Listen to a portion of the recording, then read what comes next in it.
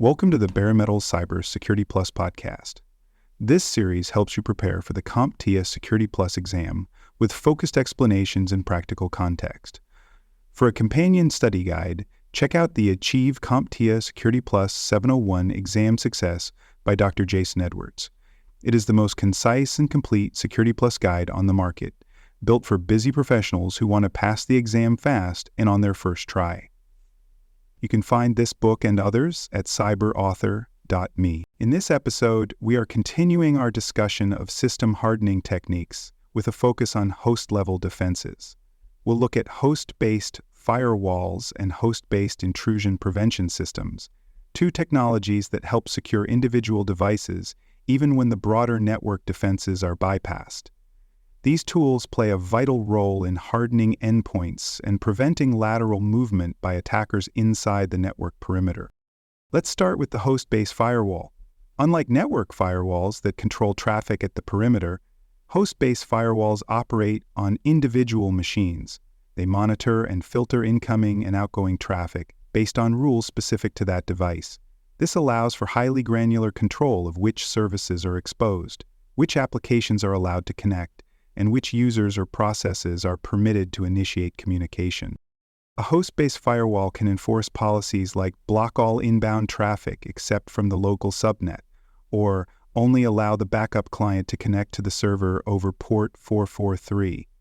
These rules are applied in real time, directly on the host, and can prevent attackers from discovering or exploiting open services. One of the biggest benefits of host-based firewalls is that they continue to enforce policy even when the device leaves the corporate network. This is especially important for mobile users and remote workers. If a laptop connects to a public Wi-Fi network, the host firewall still blocks untrusted inbound traffic, even if the perimeter firewall is no longer in play. Practical examples include servers configured to only accept connections from known internal addresses or endpoint devices set to block unauthorized applications from reaching out to the internet. In a real-world incident, a misconfigured database server was exposed to the internet. The network firewall rule had been mistakenly changed, but the host-based firewall on the server itself blocked incoming connections from outside the trusted network. The misconfiguration was caught during routine auditing, and no data was lost thanks to the second layer of defense provided by the host. Now let's talk about host-based intrusion prevention systems, often abbreviated as HIPS. A HIPS monitors the behavior of a host and takes action when it detects suspicious or unauthorized activity.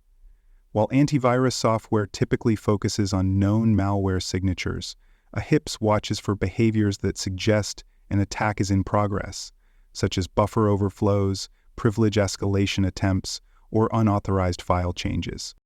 HIPS can detect both known and unknown threats by monitoring system calls, file integrity, and registry changes. When a policy violation occurs, the system can take immediate action, blocking the process, alerting administrators, logging the behavior, or even isolating the host from the network.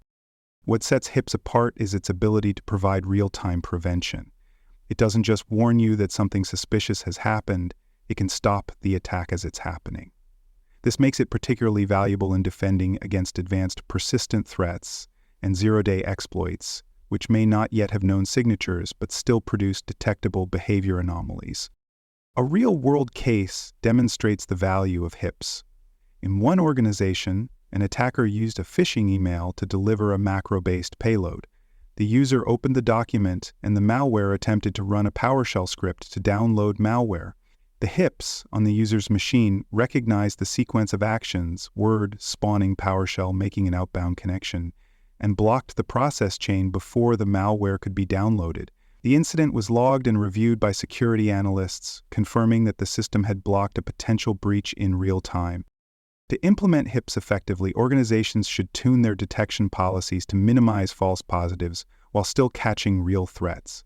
Logs should be integrated with a centralized CM platform for correlation, and endpoint users should be trained to report alerts and avoid tampering with the system. HIPS should also be regularly updated with new behavioral models and tested against simulated attack scenarios. Together, host-based firewalls and HIPs form a critical part of a layered defense strategy. They protect the endpoint, whether it's on or off the network, stop attacks before they gain a foothold, and ensure that system configurations and behaviors remain within acceptable bounds. These tools give administrators real-time visibility and control, key ingredients in any hardening plan. As you prepare for the Security Plus exam, expect to see questions about host-level defenses and their place in a broader security architecture. You may be asked to identify which tool blocks unauthorized network traffic on an individual device, or which system responds automatically to behavioral anomalies. Understand the difference between monitoring and prevention, the role of policy enforcement, and how to apply these techniques in both enterprise and remote environments. Thanks for joining us for this episode of the Bare Metal Cybersecurity Plus podcast. For more episodes, tools, and study support, visit us at baremetalcyber.com. And before you take the test, make sure to check out the practice questions in the book Achieve CompTIA Security Plus SY0-701 Exam Success by Dr. Jason Edwards. They cover every domain and are a powerful way to lock in your knowledge.